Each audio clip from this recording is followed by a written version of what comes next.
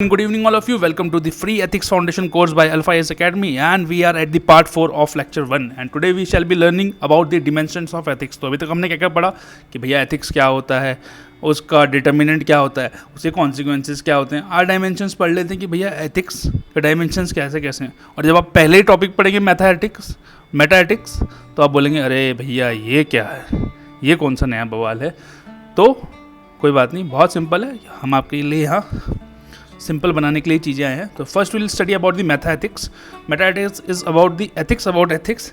अब ये क्या होता है मैं आपको आने वाले टाइम पे बताऊंगा. डिस्क्रिप्टिव एथिक्स, जिसको कंपैरेटिव एथिक्स भी बोलते हैं.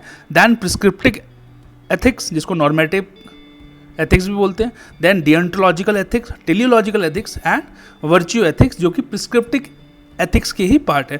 Then we shall be learning about applied ethics. Applied ethics में we shall be learning about bioethics, cyber ethics, environmental ethics, personal ethics, professional ethics, public ethics, international ethics and so on. So let's begin with the meta ethics.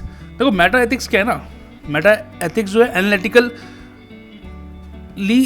Philosophy है या analytical एक approach है जो analyse करता है moral values को ही.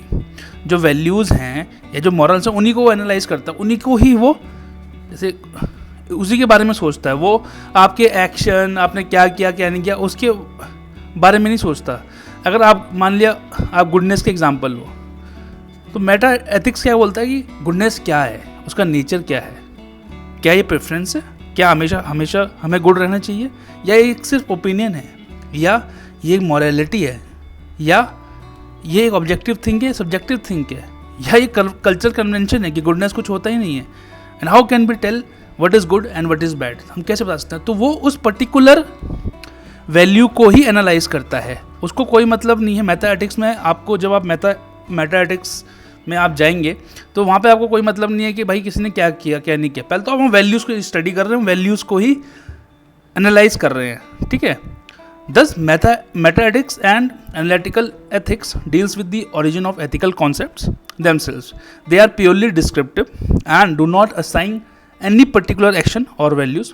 Meta ethics is concern with the nature of ethical properties, है ना, कि उनकी जो एथिकल प्रॉपर्टीज़ हम अभी तक पढ़ते हुए आए, उनके नेचर को, उनके स्टेटमेंट को, उसके एटीट्यूड को, उसके जजमेंट को वो स्टडी करता है.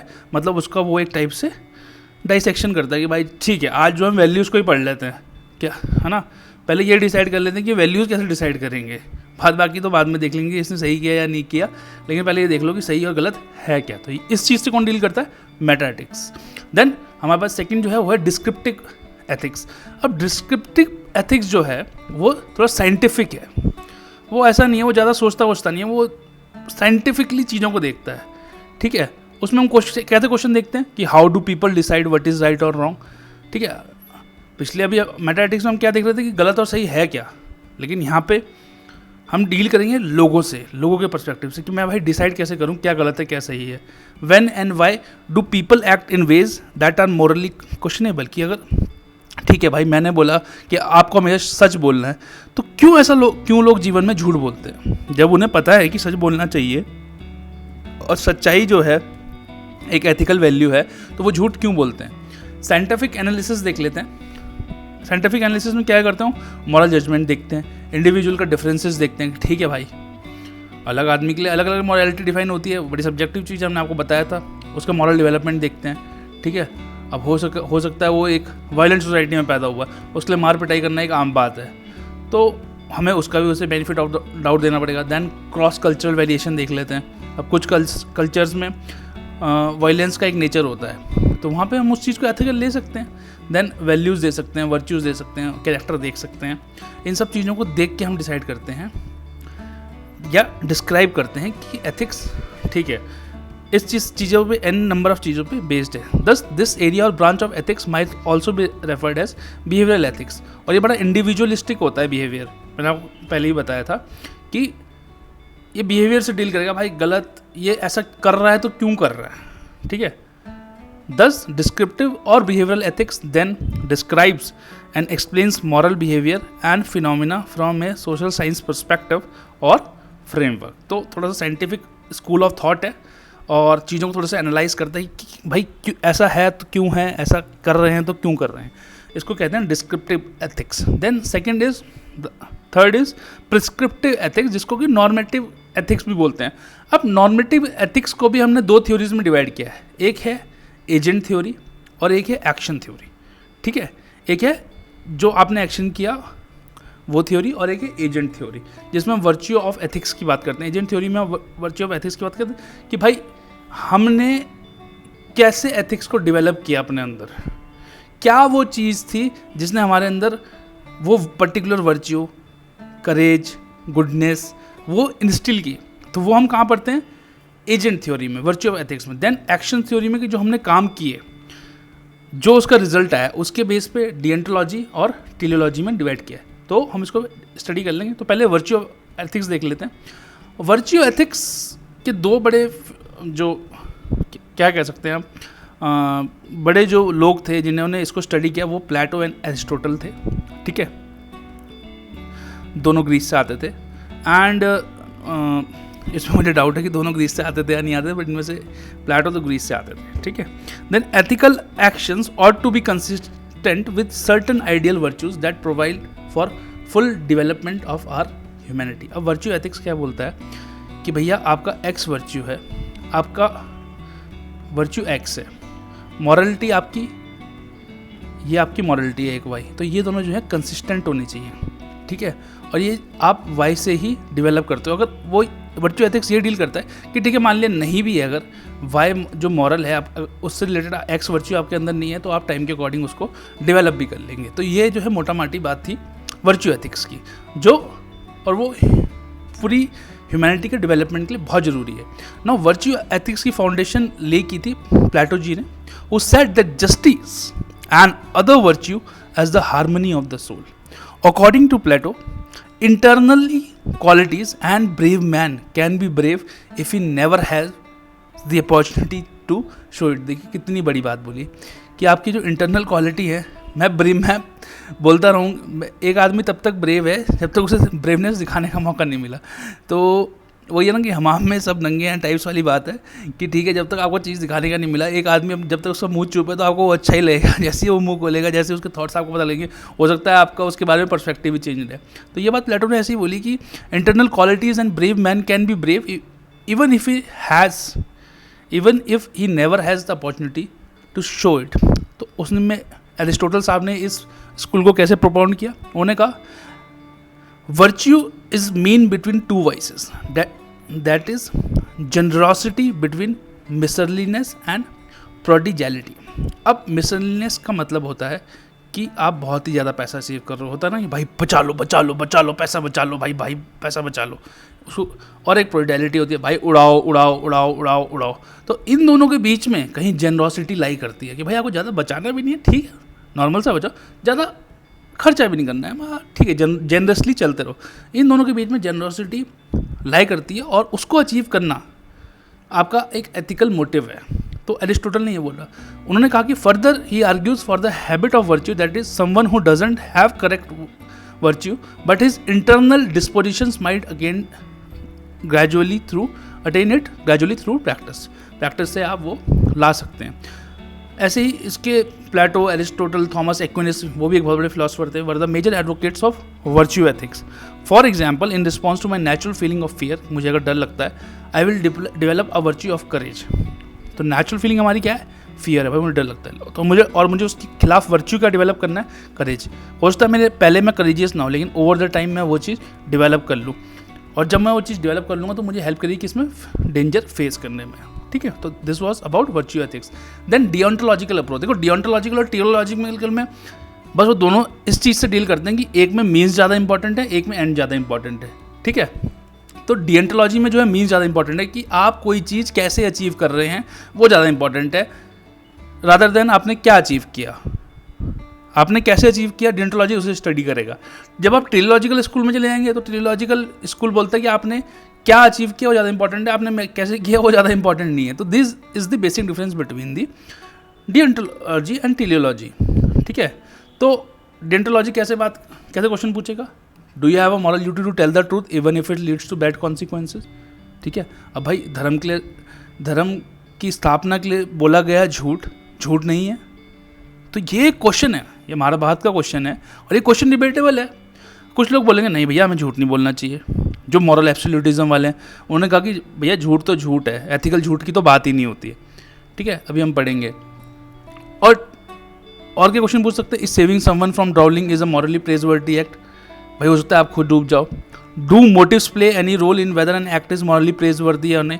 भाई मैंने एक आदमी को खुश कर दिया, मैंने उसे खुश कैसे किया, उससे किसी को कोई मतलब नहीं। मैंने चोरी डाली चकारी, मैंने मान लिया अपनी वाइफ को लाके कोई ज्वेलरी दे दी, वो खुश हो गई। अब क्या हुआ, मेरा एक्ट तो प्रेजवर्दी था, बट मैंने कैसे किया, मैंने चोरी करी, डकैती डाली, तो क्या हो गया, मेरा जो आपका डेंटोलॉजी के अकॉर्डिंग मेरा मीन्स जो था वो गलत था, तो एक्ट क्या हो जाएगा, अनएथिकल हो जाएगा। तो मिडल एक डेंटोलॉजिकल थ्योरी देख लेते हैं, कांत जी की है, Immanuel Kant, again a very big philosopher. Categorical imperative theory थी उनकी एक, उसमें उन्होंने दो प्रिंसिपल्स रखे। एक उन्होंने universality and principle of reciprocity रखा। उसमें कहा उन्होंने कि यूनिवर्सलिटी का मतलब मैंने आपको पहले बताया कि जो मॉरल लॉ है वो हर किसी पे सेम तरीके से अप्लाई होता है। आप दुनिया में कहीं भी चले जाओ, जो आपका मॉरल होगा वो जो है वो यूनिवर्सल नेचर होगा, और जो उससे रिलेटेड लॉ है, मॉरल लॉ है, वो सब पे इक्वली अप्लाई होगा, एक तरीके से अप्लाई होगा। ठीक है, और वो सब पे अप्लाई होना चाहिए। फिर उन्होंने मॉरल एब्सोल्यूटिज्म की बात करी। उन्होंने कहा कि जो सही है वो सही है, और गलत जो है जो गलत है। मैंने आपको बताया ना एग्जाम्पल कि झूठ बोलना गलत बात है, तो मॉरल एब्सोल्यूटिज्म वाले क्या मानते हैं कि हाँ भाई झूठ बोलना गलत बात है, तो एथिकल लाई का तो कॉन्सेप्ट ही नहीं बनता। तो जो महाभारत में वो क्वेश्चन पूछा गया, क्या धर्म की स्थापना के लिए बोला गया झूठ नहीं है, तो वो क्वेश्चन ही राइज नहीं होगा मॉरल एब्सोल्यूटिज्म में। जहाँ आपने झूठ बोला आप गलत हो गए, आप अनएथिकल हो गए। ठीक है, तो ये दोनों डिटर्मिनेंट किसके थे, इमैनुअल कांत की कैटेगोरिकल इम्पेरेटिव के। Then teleological ethics. Teleological ethics क्या बोलता है, वो बोलता है एंड्स क्या है, आपने क्या अचीव किया, आपने कैसे किया, हमें ज़्यादा मतलब नहीं है। ऐसा नहीं है कि मतलब बिल्कुल नहीं है, लेकिन ठीक है थोड़ा बहुत ऊपर नीचे किया चल जाएगा, लेकिन एंड्स जो है जस्टिफाई करते हैं मीन्स को, कि आपने क्या पाया। और इसके भी वेरियस प्रोपोनेंट्स हैं, वेरियस पार्ट्स हैं, जस्ट स्टडी करते हैं। ठीक है, वो टेलियोलॉजिकल एथिक्स क्या बोलता है कि morally right action would produce good outcome, various morally wrong action would produce bad outcome. तो वो आउटकम डिपेंडेंट है ये टेलियोलॉजिकल एथिक्स। इसमें जो पर्सपेक्टिव है वो यूटिलिटेरिज्म है सबसे पहले। तो यूटिलिटेरिज्म क्या बोलेगा, भाई अभी हम सब लास्ट की बात कर रहे हैं कि अचीव क्या किया आपने, ठीक है, आपका एंड प्रोडक्ट क्या है उसकी बात। तो यूटिलिटिज्म ने क्या बोला, उसने बोला कि बेस्ट एक्शन और डिसीजन वो है जो वही है ना कि greatest happiness for greatest number of people, वो यूटिलिटिज्म है, which brings most happiness for the greatest number of individuals. ठीक है, ईगोइज्म में क्या बोला कि ठीक है जो आपके लिए सबसे अच्छा है, विच मैक्सिमाइजेज योर ओन गुड या ओन सेल्फ, या आपको खुद खुशी मिलती है, वो ईगोइज्म हो गया। फिर हेडोनिज्म स्कूल ने क्या बोला, उसने कहा कि बेस्ट एक्शन और डिसीजन वो है जो प्लेजर मैक्सिमाइज करेगी। भैया मज़ा आ गया आज, किसने दारू पी ली, भाई मज़ा आ गया आज भाई पीने में। तो हेडोनिज्म क्या बोलता है, ठीक है भाई आपने पी, वो एथिकल, भाई पीना एथिकल है या अनएथिकल है वो अलग बात है, बट आपने पी, आपको मज़ा आया, हेडोनिज्म स्कूल के अकॉर्डिंग वो एथिकल, आप एथिकल हो गए। देन इंटेलेक्चुअलिज्म क्या बोलता है कि वो एक्शन या डिसीजन बेस्ट है जो आपकी नॉलेज को प्रमोट करे। ऐसे ही कॉन्सिक्वेंशलिस्ट लिबर्टेरियनिज्म क्या बोलता है कि जहाँ आपकी लिबर्टी मैक्सिमाइज हो जाए वो एक्शन और डिसीजन बेस्ट है। वेलफेयरिज्म वाले क्या बोलते हैं, उसने कहा कि that increases economic wellbeing of all, that is best. Aestheticism वाले क्या बोलते हैं कि आप इगोइस्टिक प्लेजर मत लें, आप अपनी प्लेजर के प्रति मत देखें, आप स्पिरिचुअल गोल की तरफ देखें, आप मेडिटेशन करें।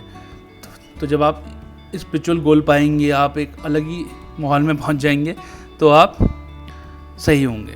अल्ट्रुइज्म ने क्या बोला, अल्ट्रुइज्म ने बोला कि भैया आपको अपनी केयर तो करनी ही नहीं है, आपको अपना सेल्फ जाने देना है, and you have to live for others, and when you live for others and you do actions, that is altruism and you are ethical. तो ये टेलियोलॉजिकल अप्रोच जो है आपका एंड से डिस्क्राइब करती है। एक और अप्रोच है egalitarian approach. Egalitarian approach by name itself suggest कि ये जस्टिस एंड इक्वालिटी में बिलीव करती है। ये अप्रोच कुछ नहीं बोलती है, it says that every person should be given exactly equal share of society benefits and burdens.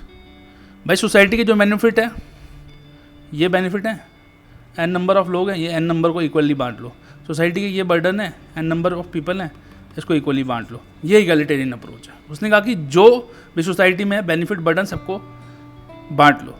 इसीलिए इस थ्योरी का इस्तेमाल हम अफर्मेटिव एक्शन को जस्टिफाई करने के लिए करते हैं कि भाई हमें सोसाइटी में क्या लाना है, एक इक्वालिटी लानी है, ठीक है। अब जो रिजर्वेशन सिस्टम है इंडिया में, उसको हम इस थ्योरी पे जस्टिफाई कर सकते हैं कि हाँ भाई हमें इक्वालिटी लानी है। तो कुछ लोग पीछे रह गए, तो उन्हें किसी भी तरीके से रिजर्वेशन देके, कुछ बेनिफिट्स देके हम उन्हें आगे ला रहे हैं, और हम जो है इक्वालिटेरियन अप्रोच पैदा कर रहे हैं, which leads to a fair and just society. तो हम जो हैं इस पे एक एक्शन को जस्टिफाई कर सकते हैं, ठीक है। Now next is applied ethics. अब आप लोग सोच रहे होंगे भैया मॉरलिटी, एथिक्स, वर्च्यू, प्रिंसिपल्स, पहले इनकी डेफिनेशन पढ़ी, फिर आपके कॉन्सिक्वेंस एंड डिटर्मिनेंट्स आ गए, फिर अभी इतने सारे टेलीलॉजिकल, इंटरलॉजिकल, वर्च्यू एथिक्स पढ़ लिए। अब आप नीचे लिया अप्लाइड एथिक्स, ठीक है। तो डरना नहीं है, आराम आराम से पढ़ते रहो, कुछ नहीं है। अप्लाइड एथिक्स मतलब जो हम अपने आम जीवन में, ये सब तो अभी तक जो बातें चल रही थी फिलोसफिकल लेवल पे चल रही थी, अरे भैया बड़ी बड़ी बातें चल रही हो, बड़ी बड़ी बातें होती है ना फिलोसफिकल लेवल पे। अब जो बातें करेंगे अप्लाइड एथिक्स में, जो हम प्रॉब्लम फेस कर रहे हैं, जो देख रहे हैं, इसमें हम लोग लाइव एग्जाम्पल देखेंगे, हम लोग लाइव प्रॉब्लम सीखेंगे। अभी जो हम प्रॉब्लम सीखेंगे आगे, वो आपके सामने होंगी, वो सोसाइटी में चल रही होंगी। तो अप्लाइड एथिक्स उससे डील करता है। अप्लाइड एथिक्स क्या है? It is an ethical problem solving approach as those problems lived and dealt with are in various milieux of life. To solve them calls for an individual and collective critical thinking process. It took root in the situational ethics movement introduced by Joseph Fletcher and Johnson and Tolman.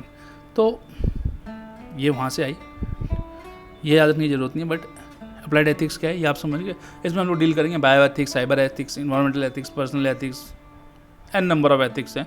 कुछ को हम यहाँ देख लेंगे, सबको देखने की ज़रूरत नहीं। तो सबसे इंपॉर्टेंट हमारे सबसे पहला है professional ethics.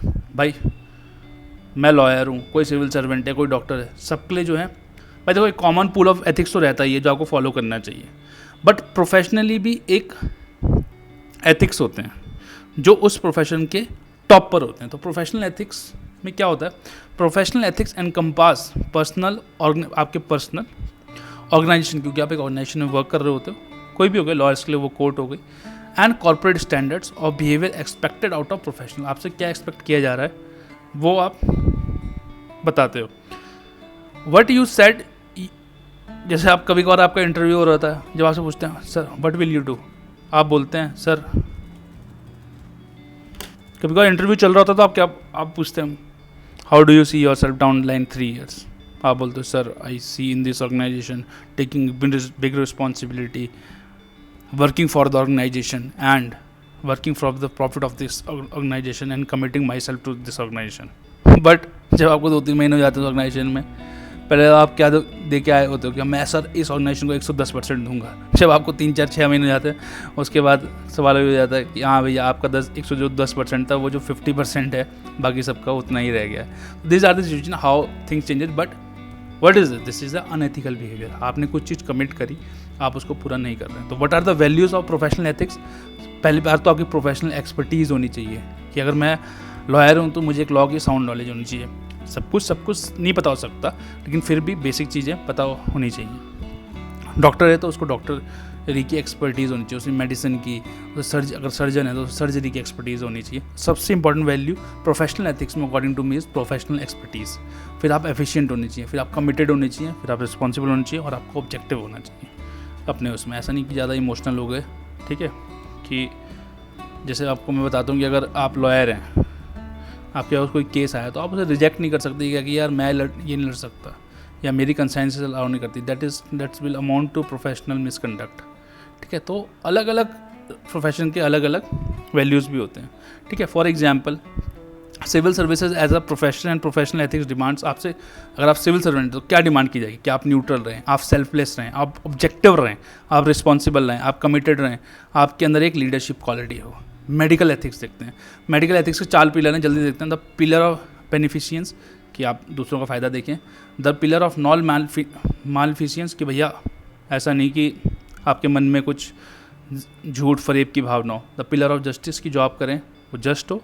And the pillar of autonomy कि आपके अंदर ऑटोनॉमी हो, जो अगर आपको बेस्ट ट्रीटमेंट लगता है आप वही डिलीवर कर रहे हैं और कुछ नहीं। बट अब इश्यूज़ आ गए हैं कुछ इंडिया में मेडिकल एथिक्स को लेके। सबसे पहले है राइजिंग कमर्शलाइजेशन। इससे क्या हुआ है कि डॉक्टर और पेशेंट के बीच में ट्रस्ट खत्म हो गया। For example doctor of government hospital doing private practices and charging hefty fees. ये तो मैंने अपनी लाइफ में एन नंबर ऑफ टाइम्स देखा है कि वही गवर्नमेंट हॉस्पिटल में बैठेंगे और वही शाम को एक अपना प्राइवेट क्लिनिक खोल रखा, और ऐसे केसेस भी आ सकते हैं और वो अनएथिकल भी है, अनलॉफुल भी है, बट चीज़ें चल रही हैं। Then malpractices by doctor. भाई बहुत जगह देखे जाता है कि कुछ भी चल रहा है, ठीक है। They lack in ethical standards in behaviour of hospitals. Hospital का इंफ्रास्ट्रक्चर नहीं है, गंदा है। अभी कोविड के टाइम पे तो मतलब आपने देखा होगा कि कैसे ही हाहाकार ही मच गया था कि कुछ समझ में ही नहीं आ रहा था हो क्या रहा है। खैर वो भी एक एक्सेप्शनल सिचुएशन है। उस टाइम ऐसा कुछ नहीं है कि हमारे मेडिकल डिपार्टमेंट ने या हमारे डॉक्टर्स ने बिल्कुल भी काम नहीं किया, बहुत ही सराहनीय काम किया। मैं कह रहा हूँ इतना कहीं और हो जाता तो कई जगह डॉक्टर छोड़ के भागे हैं, but Indian doctors and medical staff salute to them that they stood by the patient, है ना। Many of them lost their own lifes just for the sake of our people. तो कभी भी हमें नेगेटिव नहीं होना चाहिए, बट हाँ जो प्रॉब्लम्स हैं हमें उन्हें एड्रेस करना चाहिए, ठीक है। आप कई बार जाते हैं अननेसेसरी टेस्ट प्रिस्क्राइब किए जाते हैं, ठीक है। जेनरिक मेडिसिन लिखने के लिए बोला जाता है गवर्नमेंट द्वारा, लेकिन तब भी जो बड़ी बड़ी कंपनियां हैं उनके वो मेडिसिन्स लिखते हैं, है ना, और वो महंगी भी आती हैं। भाई काम तो उन्होंने सेम करना, बट एक वो है ना कि पैकेट के पैसे हैं, बाहर पैकिंग के पैसे हैं, वो हो जाता है, ठीक है। देन आप उनके भी अपने एथिकल स्टैंडर्ड्स हैं, ठीक है, कोड ऑफ एथिक्स है, बट उसे वो वायलेट कर लेते हैं, ठीक है। जैसे एग्जांपल देखते हैं कि involvement of senior doctors of Apollo hospital, बहुत बड़ा हॉस्पिटल है दिल्ली का, इन ऑर्गन ट्रेड रैकेट, है ना। ऑर्गन ट्रेड कर रहे थे, भैया किसी किडनी निकाल के भेज दी, किसी को कोमा में भेज दिया, उसका सब कुछ निकाल लिया। तो ऐसी चीज़ें होती रहती हैं जो कि नहीं होनी चाहिए। ये बड़ी दुखदाई चीज़ें हैं और इससे डॉक्टर पेशेंट का जो रिलेशन है वो ट्रस्ट जो है वो कम होता है। देन कभी कभार हमारे एंड पे भी गलती रहती है। There is inappropriate behaviour of patients family, है ना। कई बार डॉक्टर के साथ देखा होगा, भाई वो उसने तो बेस्ट ट्राई किया, कई बार किसी की डेथ हो गई या किसी को कुछ हो गया तो वो डॉक्टर के साथ मार पिटाई कर देते हैं, फिर उसको भी चार्ज करने के लिए उसको पनिशेबल ऑफेंस बनाया गया कि आप अगर तोड़ फोड़ करते हैं, डॉक्टर से बदतमीजी करते हैं, that is a now a punishable offence under Indian penal code, ठीक है। आपने यह देखा कि the recent protest by the resident doctor in Kolkata resulted in nation wide strike after a junior doctor was assaulted, ठीक है। Then there is scarcity of resources. Doctor in public hospitals are over burden and work in stressful environment, no doubt about it. Government hospital में तो इतना burden है, खैर private में भी इतना बर्डन है डॉक्टर्स के ऊपर कि आप पूछो मत। Also it is doctors who have face the public anger in case of any miss happening. For example इन गोरखपुर में एक इंसिडेंट हुआ जहाँ 100 of children died and doctor face public backlash, है ना। और एक डॉक्टर के साथ तो क्या हो रहा है आप देख ही रहे हैं, ठीक है। देन बट इस कंडीशन को हम कैसे इंप्रूव कर सकते हैं? सबसे पहली बात है मेडिकल ह्यूमैनिटेरिज्म हम प्रमोट करना चाहिए कि नहीं भैया एक ह्यूमन वैल्यू है। जो डॉक्टर को देखा जाता था भगवान रूपी, वो इमेज उन्हें रिस्टोर करने की ज़रूरत है क्योंकि वो लाइफ बचाते हैं और वो it is the most respectful profession around the world. उसको वो जो ट्रस्ट था उसको रिस्टोर करने की कोशिश करनी चाहिए। Then need for respectful interaction, है ना। वो होता है ना कि आप दवाई तो चलो जो काम करेगी करेगी, लेकिन आपकी जो बोली है या जो अगर आप किसी से मीठा बोल दो, अरे भाई तू ठीक हो जाएगा, तो आदमी जो है साइकोलॉजिकली वैसे ही मजबूत हो जाता है उस चीज़ से लड़ने के लिए, और वो बड़ी एक इंपॉर्टेंट चीज़ होती है। Then focus on emergency medicine, strict enforcement of guidelines, code of ethics and imbibing confidence among doctors. तो ये सब जो है अच्छे से अप्लाई होना चाहिए। यहाँ पे हम गांधी जी के 7 सीन्स हैं, उनमें से हमें 2 मेडिकल एथिक्स में हम लिख सकते हैं या फॉलो कर सकते हैं। That is commerce without morality is bad and science without humanity is also bad, unethical, ठीक है। तो गांधी जी को यहाँ पे याद करना बहुत ज़रूरी हो जाता है। उनके वैसे 7 सीन्स हैं, हम आपको पढ़ाएंगे किस दिन, लेकिन जब आप मेडिकल एथिक्स से डील कर रहे हैं तो ये commerce without morality and science without humanity आप जो है लिख सकते हैं, आप देख सकते हैं, और ये बड़ी इंपॉर्टेंट हो जाते हैं जब आप इस पर्सपेक्टिव की बात करते हैं। Then second is sports ethics. भाई देखो स्पोर्ट्स एथिक्स, स्पोर्ट्स में आपको लगेगा स्पोर्ट्स अच्छा जीतना ही सब कुछ है, ऐसा कुछ नहीं है। आप कैसे जीते वो भी बड़ा इंपॉर्टेंट। जैसे आप देखो क्रिकेट का मैच देखा होगा, हारे कोई भी जीते, लेकिन players of both teams shake hands after the match is over. तो वो क्या है, वो एक स्पोर्ट्समैनशिप है कि भाई कोई बात नहीं, हर चीज़ अलग बात है, इससे भी बड़ी चीज़ें हैं। स्पोर्ट्समैनशिप ज़्यादा बड़ी चीज़ है और हमें उसे फॉलो करना चाहिए। तो उसमें वैल्यूज़ क्या क्या अप्लाई होती हैं, fairness, equality, responsibility, objectivity, recreation, participation. और ये हम नहीं कहते हैं, these are the values recognized by the international athlete association and Olympic association. Also the concept of sportsmanship is based on above ethical principles. India में RM Lodha committee बनाई गई थी, उन्होंने भी यही बोला कि एथिकल स्टैंडर्ड्स इन स्पोर्ट्स को प्रमोट किया जाना चाहिए। जो ये ड्रग्स लेते हैं या जो डोपिंग होती है, ये सब क्या है, ये सब एक सिन है स्पोर्ट्स में, तो इनको दूर करने के लिए उन्होंने कौन सी वैल्यूज़ दी, ट्रांसपेरेंसी होनी चाहिए, अकाउंटेबिलिटी होनी चाहिए, कॉन्फ्लिक्ट ऑफ इंटरेस्ट नहीं होना चाहिए, ठीक है, कि भैया आप जो है an number of post hold किए हुए हैं, आप 4 एसोसिएशंस के प्रेसिडेंट बने हुए हैं, तो यहाँ पे क्या होगा, कॉन्फ्लिक्ट ऑफ इंटरेस्ट आ जाएगा, ठीक है। देन आपका पार्टिसिपेशन एथिक्स ऑफिसर होना चाहिए, ऑडिट होनी चाहिए इंडिपेंडेंट इंस्टीट्यूशन के द्वारा, इलेक्शन होने चाहिए बाई इलेक्शन कमीशन के द्वारा। तो ये सब कहने में आसान लगता है, बट ये सब करना बहुत टफ है। अब इलेक्शन कमीशन खुद ही इतना ओवर बर्डन है, कहाँ का इलेक्शन करा है, बट ठीक है, चीज़ें पहले आप दिमाग में लाते हो, उसे इंप्लीमेंट करना ना करना उसके बाद की बात है, बट पहले एक आइडिया तो लेके आओ। Then gamesmanship is build on the principle that winning is everything. नहीं, ऐसा बिल्कुल नहीं है भाई। कभी कभार लगता है कि विनिंग ही सब कुछ, ठीक है, आप चीटिंग कर लो। चीटिंग आप तब करते हो, हम मानते हैं कि चोर तब चोर है जब चोरी पकड़ी गई, और it is the referee job to catch wrong. भाई अगर रेफरी ने देख लिया आपको, आप गलत करते हुए, आपने फुटबॉल खेल रहे, आपने किसी के पैर में पैर मार दिया, तो वो प्रैक्टिस क्या है, वो प्रैक्टिस अनएथिकल है। बट पर आपको लगा कि भाई मैं पकड़ा नहीं गया तो मैं चोर नहीं हूँ। बट स्पोर्ट्समैनशिप के अंदर क्या होता है, आपका हेल्दी कंपटीशन होना चाहिए। आपको जो क्या कल्टीवेट करना चाहिए, आपको पर्सनल ऑनर कल्टीवेट करना चाहिए, वर्च्यू आपको कल्टीवेट करना चाहिए, एंड आपको स्ट्रॉन्ग कैरेक्टर करना चाहिए। अगर मान लिया कभी कभार आप गोल पोस्ट के सामने भी होते हो और आपसे कोई बंदा गिर जाए पैर से, तो ऐसा नहीं कि आप गोल मार दो, आप वहाँ खड़े होकर पहले उसे उठाओ, तो आप सही में जीतते हो मैच, तो आप किसी और दिन भी जीत सकते हैं। तो स्पोर्ट्समैनशिप के लिए मैंने आपको बताया कि 4 की वर्च्यू हैं, fairness, integrity, responsibility and respect. Environmental ethics देख लेते हैं।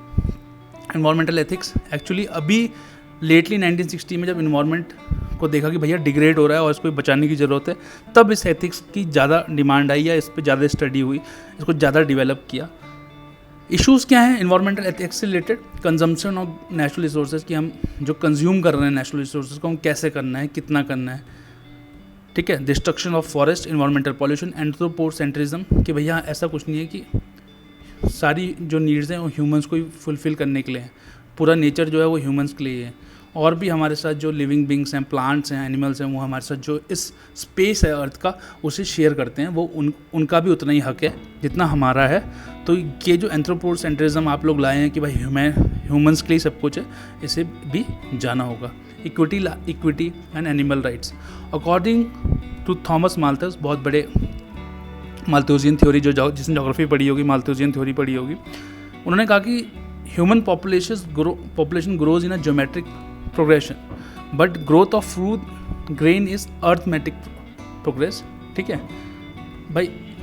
पॉपुलेशन तो ग्रो हो रही है ऐसे, और फूड ग्रेन ग्रो हो रहा है ऐसे, तो ये गैप आ गया ना, उससे क्या होगा, इम्बैलेंस हो जाएगा। जब गैप आएगा तो इम्बैलेंस आ जाएगा। बट अब इन्वायरमेंट एथिक्स को मेंटेन कैसे कर सकते हैं?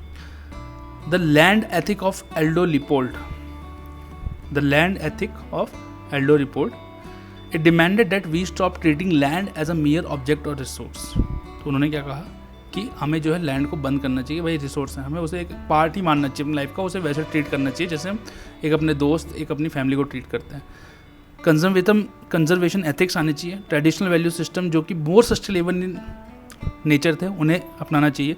इसीलिए अब जो ट्रेडिशनल वैल्यू सिस्टम है उन्हें प्रमोट किया जा रहा है। ट्रेडिशनल जो वैल्यू है, ऑर्गेनिक फार्मिंग, ट्रेडिशनल जो सिस्टम ऑफ एग्रीकल्चर है, उसे प्रमोट किया जा रहा है। क्यों? क्योंकि उसका जो इकोलॉजिकल इम्प्रिंट है, जो कार्बन फुटप्रिंट है, वो जो है कम है, वो जो है इन्वायरमेंट को कम नुकसान पहुंचाता है, ठीक है। Then implementation of Brundtland commission report on sustainable development, and of course Gandhi ji को याद करना दोबारा जरूरी हो जाता है। He said that world is enough for everyone's need but nothing for anyone's greed, कि वो दुनिया में इतना अवेलेबल है कि वो सबकी नीड्स को फुलफ़िल करे, लेकिन अगर कोई आदमी ग्रीडी हो जाएगा तो उस पर्टिकुलर एक आदमी की ग्रीड भी फुलफ़िल नहीं होगी जो इस पूरी दुनिया पे है। 10 ecological values are part of Indian tradition where nature was revered of its services to mankind. इसलिए आपने देखा होगा कि गंगा, यमुना, वेरियस नदियों को लिविंग लिविंग बीइंग का स्टेटस भी दे दिया जाता है कि ये जिंदा है, उनके पास भी अपनी राइट है, ऐसा नहीं कि आप उन्हें गंदा करते रहें. Various environmentalist such as Baba Amte has also spread awareness about ecological balance and wild life preservation. Some of the ecological values मैं आपको बताता हूँ. सस्टेनेबिलिटी, कि लंबे समय तक हमें चलना है, फ्यूचर जनरेशन का ख्याल रख के चलना है, ऐसा नहीं कि आज हम जिंदा है तो सब कुछ आज ही ख़त्म करें. को एग्जिस्टेंस की, जैसे प्लांट्स, मैंने आपको कहा कि हमें प्लांट्स और वाइल्ड लाइफ के साथ स्पेस शेयर करना है तो उन्हें भी हम अपना एक पार्ट माने. कंजर्वेशन करें, नेचुरल ऑल्टरनेटिव्स निकालें, इन्वायरमेंट सेंट्रिक बने, अवेयरनेस लाएं, collectivism as well as individualism. ठीक है, जो इंडिविजुअल की नीड है उसे भी पूरा करें, कलेक्टिवली करें, और सब कैसे करें, सस्टेनेबली करें, और कैसे करें, हॉलिस्टिकली करें. ऐसा नहीं कि आप बिट्स एंड पीसेस में इन्वायरमेंट को प्रिजर्व कर रहे हो. आपको हाइड्रोस्फीयर भी प्रिजर्व करना है, आपको वाटर भी प्रिजर्व करना है, आपको लैंड भी प्रिजर्व करना है, आपको फॉरेस्ट भी प्रिजर्व करना है, आपको एनिमल्स भी प्रिजर्व करना है, प्लांट्स को प्रिजर्व करना है, उनकी जो जेनेटिक डाइवर्सिटी है उसे प्रिजर्व करना है, ह्यूमन एनिमल कॉन्फ्लिक्ट को कम करना है. 10 इसकी प्रेरणा हम कहाँ से ले सकते हैं? जैसे हमारे रिलीजियस स्क्रिप्चर्स हैं, उनकी हम हेल्प ले सकते हैं. हिंदू रिलीजियस स्क्रिप्चर्स में बात कही है, अहिंसा परमो धर्म, मतलब नॉन वायलेंस इज द धर्म of highest order. One should be non violent towards animal, trees and other organism. तो कभी कभार हमें हिस्ट्री देखना भी ज़रूरी हो जाता है. हम ऐसा नहीं कि हम आगे ही बढ़ते रहें, हमें आगे तो बढ़ना ही है, लेकिन सस्टेनेबली आगे बढ़ना है. इसकी जो इन्वायरमेंटल एथिक्स है, इसकी फिलॉसफी हमारे कॉन्स्टिट्यूशन में भी दी गई है. जैसे आर्टिकल 41 ये क्या बात करता है कि that the state shall endeavour to protect and improve environment and to safeguard forest and wild life of the country. Article 51A(g) क्या बोलता है, जो कि फंडामेंटल ड्यूटी से रिलेटेड है. It is a duty of every citizen of India to protect and improve natural environment including forest, lake, rivers and wildlife and to have compassion for living creatures. तो आप देख रहे हैं कि different जगह different तरीके से एथिक्स, इन्वायरमेंट एथिक्स को कैसे इम्बाइब किया गया है. Then bio ethics. तो बायो एथिक्स एक ऐसी फील्ड है जो एथिकल क्वेश्चन अराइज होते हैं जब हम life sciences, biotechnology, medicine, politics, law and philosophy का जब आपस में संगम होता है तो जो क्वेश्चंस अराइज होते हैं वो बायो एथिक्स डील करता है. कुछ बायोएथिक्स रिलेटेड जो आज के टाइम पे जो क्वेश्चन चल रहे हैं, जैसे surrogate mother, biological parents and role of state, adoption of child and relation between biological children and adopted children, euthanasia and rights of individual. You know, आपका क्या, अपना मतलब आप जैसे मानना चाहते हो क्या उस पर हक है आपका. लाइक सुसाइड क्रिमिनल ऑफेंस है, बट ये भी एक क्वेश्चन है ना. Then cases of rape incidents and whether the child should be born in case of pregnancy, issues related to abortion, organ donation, that is commercial right on their body. ऐसी जो questions हैं, इन्हीं questions को जो है discuss किया जाता है एथिकल एस्पेक्ट से, उसी को जो है बायोएथिक्स डील करता है. देन वाइल्ड लाइफ एथिक्स भी एक बडिंग फील्ड है जो कि बात करता है कि जो ह्यूमन और एनिमल की कॉन्फ्लिक्ट है या हमारा रिलेशन जो है एनिमल के साथ वो कैसा होना चाहिए. जैसे Jallikattu, culling of wild life animals, anti slaughter laws. तो ये सब कौन सी फील्ड कवर करेगी? Wild life ethics. Then civil society ethics. Civil society ethics civil society क्या करती है? बेसिकली उसके ऑब्जेक्टिव जो रहते हैं वो गवर्नमेंट से लिए हुए रहते हैं, लेकिन जो उनको काम करने का तरीका होता है वो प्राइवेट सेक्टर की तरह होता है. तो वो फ्लेक्सिबल होते हैं नेचर में, ऑटोनॉमी देते हैं, इंडिपेंडेंस देते हैं ताकि इफेक्टिव फंक्शनिंग हो सके. ठीक है, बट सिविल सोसाइटी एथिक्स क्या है कि उनका भी काम है. जैसे कई बार होता है कि अभी अगर रिपोर्ट आई थी वो सच है या गलत है देखिए, लेकिन एग्जांपल है कि मान लिया एक कोई एक्स NGO है, वो बाहर कंट्री से पैसा ले रहा है एक दूसरी कंट्री की डेवलपमेंट को रोकने के लिए. मान लिया वहाँ डैम बनना है एक जगह, आप 4-10 लोग लेके पहुँच गए और आपने वहाँ एक हंगामा कर दिया कि नहीं भैया ये 4 पेड़ करेंगे, पीपल का डिस्प्लेसमेंट होगा. ऑफकोर्स सी बात है, जहाँ डैम बनेगा या कुछ होगा वहाँ लॉस ऑफ वाइल्ड लाइफ होगा, हैबिटेट, कुछ लोग जंगल ख़त्म होंगे, बट डेवलपमेंट भी तो ज़रूरी है. कई बार डेवलपमेंट एंड नेचर का कॉन्फ्लिक्ट रहता है, वहाँ हम बैलेंस ही करते हैं, वहाँ हम एक तरफ टिल्ट नहीं हो सकते. तो सिविल सोसाइटी का भी ये ड्यूटी है कि ठीक है आप जो है अपनी वैल्यूज़ को फॉलो करें, आप हर किसी का बेनिफिट देखें. कभी कभार आपको अपना नैरो इंटरेस्ट, आप एक चीज़ के लिए वर्क कर रहे हैं, ठीक है आप वर्क करिए, लेकिन ज़रूरी नहीं है कि आप जो हर जगह आपको अपनी टांग अड़ाना ज़रूरी हो, है ना.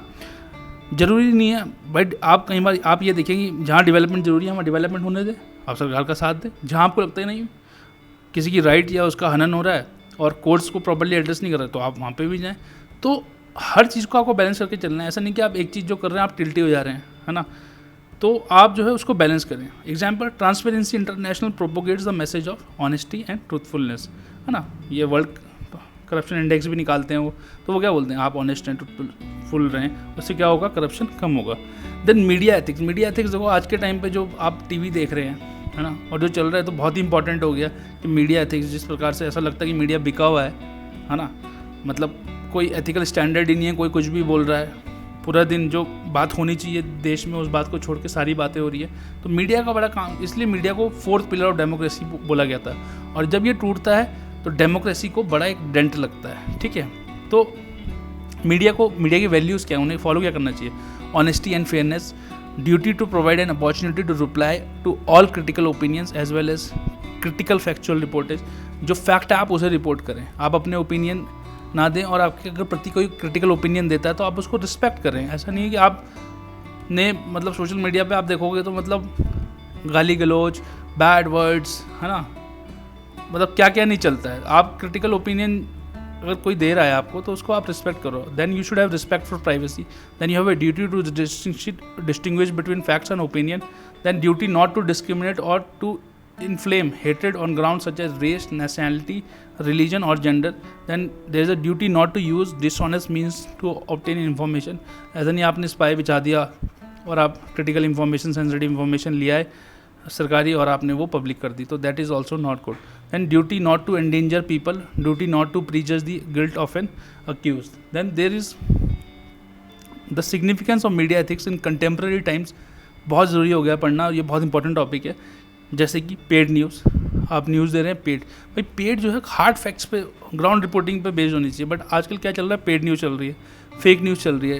क्या कर सकता है वो, मैनिपुलेट कर सकता है पब्लिक परसेप्शन को, and can instigate hatred, violence and disharmony among the various communities within the society, और यही हो भी रहा है। For instance, fear mongering through media has led to mob lynching attacks on migrant population. The chase जो north east के people के साथ हुआ महाराष्ट्र में 10, ठीक है, और 26/11 के टाइम पर राइव रिपोर्टिंग चल रही थी, पता लगा टेररिस्ट, बाद में लगा कि टेररिस्ट जो है अपने बंदों को टीवी रिपोर्ट्स देख के या टीवी दिखा के या टीवी देख के उनकी जो हमारे पोजीशंस थी हमारी फोर्सेस की वो बता रहे थे, जस्ट सेंट्रलिज्म और टीआरपी रेट्स बढ़ाने के लिए। आप तो ये बड़ी अनएथिकल सी प्रैक्टिस है। उसके बाद सरकार को गाइडलाइन निकालनी पड़ी, भैया कि आगे से ऐसा कुछ नहीं होगा, डिले होगा, ठीक है, लाइव कवरेज में, ठीक है। Then trial by media, judiciary से पहले अक्यूज को ही वो बता दिया जाता है। जुडिशरी ने क्या किया, एक गाइडलाइन निकाली कि ठीक है भैया विक्टिम की जो आइडेंटिटी उसे रिवील नहीं करेगी, बट मैं क्या देख रहा हूँ भाई, मैंने एक आदमी पे केस किया तो दोनों की आइडेंटिटी सिक्योर रहनी चाहिए जब तक,